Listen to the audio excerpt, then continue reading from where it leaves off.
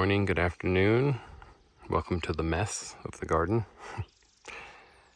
Once you kind of get started going on stuff like this, it's hard to not make a mess. You got many projects going on at once. One thing I like to do is try to make free garden beds. These were all free, just from a mill down the street. Side cuttings, or ins, I guess is what they're called. Free. This is all old wood from a shop that's gonna make possibly two 12 footers, yeah. Two 12-inch high 8x4s, and maybe a 2.5 by 8x12 for some blueberries. But something that I thought was kind of cool is I had this laying around from a shipment. It's got these nice supports on it, and I mean, just a kind of a cruddy pallet, but actually 3 of these, if you leave just a tiny little gap in it, will come up to 12 inches. And all the way across it's 12 feet, so I could very easily make a 4x8 bed out of this pallet, which is about as free as it gets. Something that would just get thrown into a burn pile or something. So I'm gonna set up a little time lapse. We're shooting for 8 foot by 4 foot by 1 foot high, for some squash and stuff, maybe corn, whatever. So yeah, set up a little time lapse of me ripping this apart.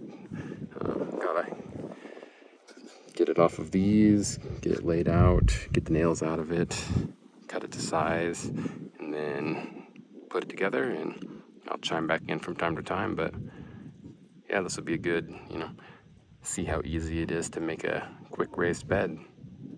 Stay tuned.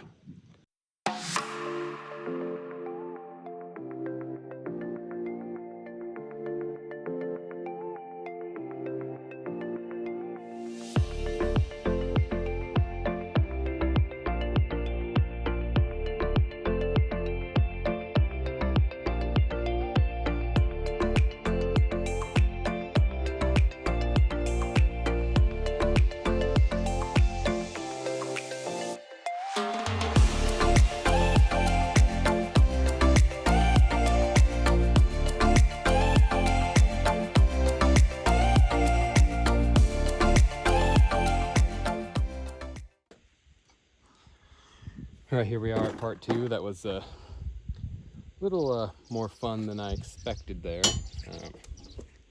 Ended up being a little too hard to pry these off with just a hammer and pry bar. So I actually got whatever the saw is called that you saw me using, and made pretty quick work. I think it took 20 minutes maybe the whole time. Took a little break in between to eat some lunch, but here's the plan right now. Come around here. As you can see, these are, we've got about, what's that look like to you guys? About 3.5. So 3 of these at 4 would be 12, so 3.5. That means that if we use 3 of them at 3.5, that would be about 10.5. So if we just put a little bit of space in between all of them, because, set them up a little bit, like so, with just a little bit of space in between them along these bigger pieces here, supports. We're going to be putting, you see in the background a little bit, the black landscape fabric. We'll sit these on top of this, and then we'll cut it out and actually wrap it up on the inside of these. So these aren't even, they're not pressure treated or anything obviously, but these aren't going to have dirt contact. Actually, they're going to be wrapped in the landscape fabric, so it will keep the dirt from coming through any cracks. So I'm thinking maybe like 1/2 inch to 3/4 of an inch in between them, just to reach that 12-inch high, 1 foot high mark. But yeah, the plan is we're cutting these to each of these will be 1 8-foot and 1 4-foot all the way up the line. So we'll have a 4x8 bed here pretty soon. So get ready for another time lapse.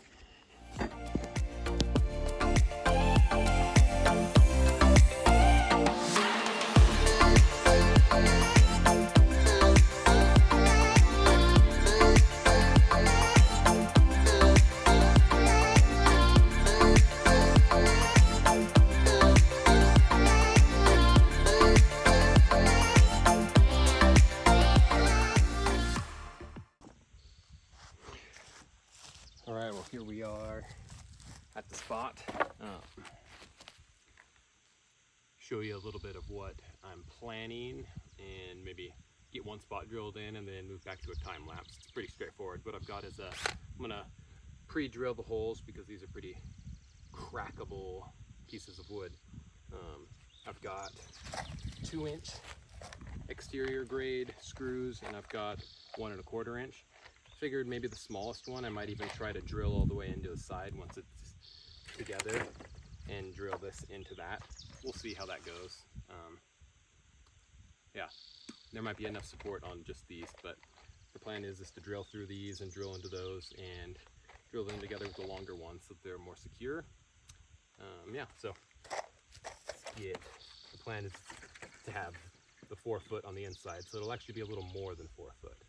We'll be sitting about like that. So the 4 foot need to go into these first. So what I'll do is I will just flip these over like this, make sure it's approximately flush. You might not be able to see this. Let me adjust here. Still learning the camera working, so we will go there. Okay, so I'm gonna line these puppies up, preferably with the ugly parts on the inside actually. Line these up a little bit here, make sure it's about flush or so at the top / bottom here and at the sides so we can come alongside pretty easily. Maybe go in a little more. We're just gonna go like so. Drill 1, drill 2, drill 3. Oh, and break your crappy drill bit off from the inside of it. Pause.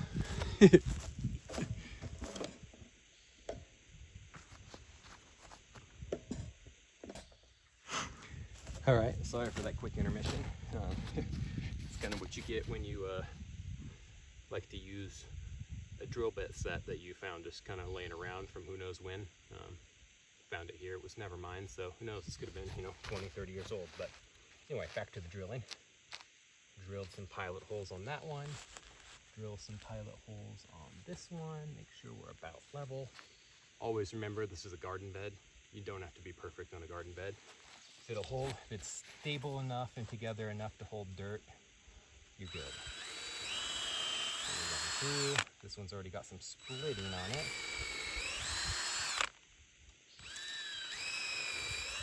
I try not to go in a completely straight line so that the screws, I don't know, I just saw it online honestly, not to go in a completely straight line always, especially on crack easy wood, but who knows.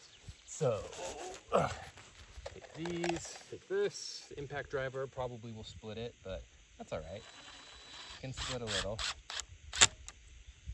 That one's on there. A couple more.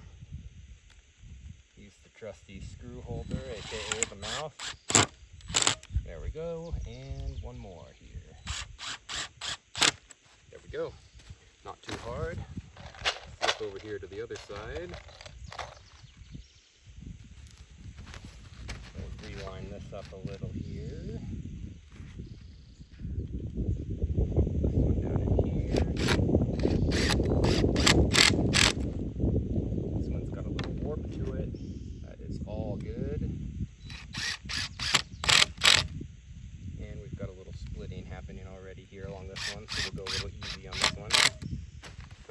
Too bad, but let me zoom out a little here and show you what we got.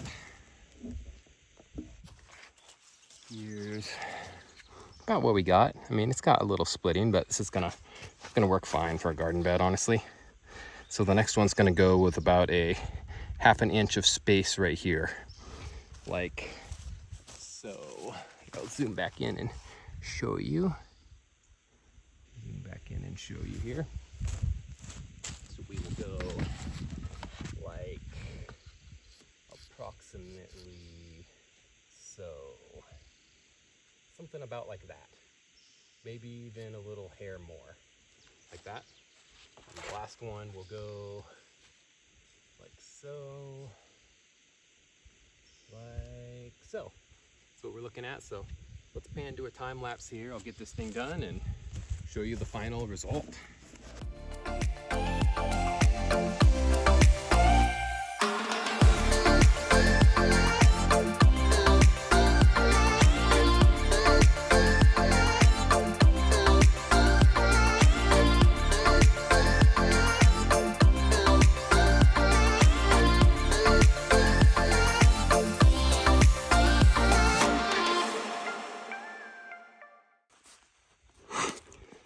All right, folks, man, maybe could have picked a little cooler of a day. You can't see it. It's around 76, but you know, that's pretty warm, beating down on me. But here we go. May run a little crossbar down across the bottom. I've got some 1-bys over there that might be just to give it a little extra support, because in the middle it tends to be the part that the wood or the dirt will push out. But I think it looks kind of nice. I mean, obviously those gaps will be filled with this fabric. I can kind of show you, like over here, I actually sat this giant one on top of the fabric, cut it, looped it up, so that it's actually being given just a tad bit more stability with the fabric, actually, because it's attached to the whole mound. So it's sitting on top of the fabric, but also has it wrapped around, so it's not getting rot exposure to the dirt. So that's kind of the plan for this one. As you can see, I mean, it's probably going to go either right there or right here. There's going to be a 4x8 here and a 4x8 here, about 4 foot or so in between them there. This one will have corner squash. Yeah, thanks for tuning into this.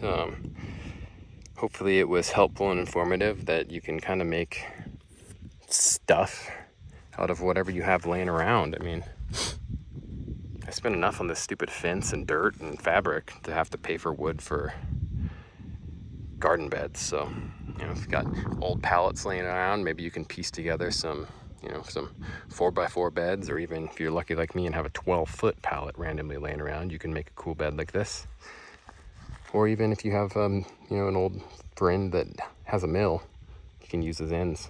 I saw people trying to sell these for very expensive. Most mill owners just kind of burn them, I think. So, yeah.